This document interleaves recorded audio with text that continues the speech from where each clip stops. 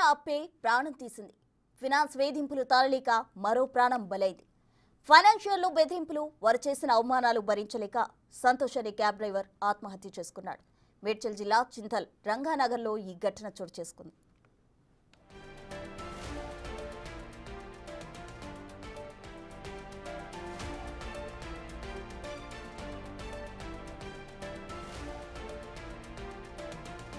ఖలీల్, లవకుమార్ అనే వ్యక్తుల మధ్య వర్తిత్వంతో 60,000 అప్పు తీసుకున్నాడు బాధితుడు.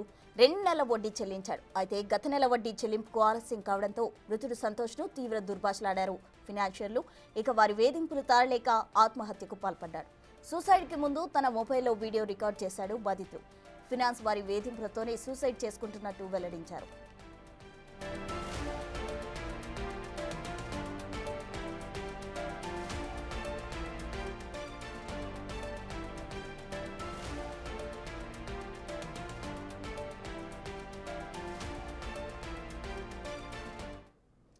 ఫైనాన్స్ వేధింపులు తాళలేక సంతోష్ అనే క్యాబ్ డ్రైవర్ ఆత్మహత్య చేసుకున్నాడు. దీనికి సంబంధించి పూర్తి వివరాలు అందించేందుకు మా ప్రతినిధి సుజాత సిద్ధంగా ఉన్నారు. సుజాత, జీడిమెట్ల పోలీస్ స్టేషన్ పరిధిలోని చింతల్ రామ్నగర్ లో అప్పుల బాధలు తట్టుకోలేక సంతోష్ అనే వ్యక్తి ఆత్మహత్య చేసుకున్నాడు. ఆత్మహత్య చేసుకున్నటువంటి ముందు కూడా తను ఒక మొబైల్ ఫోన్ లో వీడియోని రికార్డ్ చేశాడు. ఫైనాన్స్ వారి వేధింపులు తట్టుకోలేకనే సూసైడ్ చేసుకుంటున్నట్లుగా కూడా బాధితుడు తెలిపాడు. అయితే గత కొన్ని రోజుల క్రితము 60,000 రూపాయలు అప్పుగా తీసుకున్నటువంటి వ్యక్తి 2 నెలల నుంచి వడ్డీ చెల్లించడం లేదని, ఎవరైతే అప్పు ఇచ్చినటువంటి వ్యక్తి తనని వేధిస్తున్నారు అని చెప్పేసి తన బాధను వ్యక్తం చేస్తూ ఆ వీడియోను కూడా రికార్డ్ చేసినటువంటి పరిస్థితి ఉంది. మరోవైపు వాళ్ళ కుటుంబ సభ్యులకు కూడా ఈ అప్పుల గురించి ఎప్పుడూ ఇంట్లో ఎక్కడా కూడా తెలియదు. తను కేవలం కుటుంబ అవసరాల కోసము, అదేవిధంగా తన క్యాబ్ నడుపుతూ ఆర్థిక పరిస్థితుల కోసమే తను 60,000 అప్పు తీసుకున్నట్లుగా కూడా తెలుస్తుంది. అయితే అధిక వడ్డీని వసూలు చేస్తూ వడ్డీ వ్యాపారులు తనను వేధిస్తున్నారని అందరి ముందు అవమానపరిచేలాగా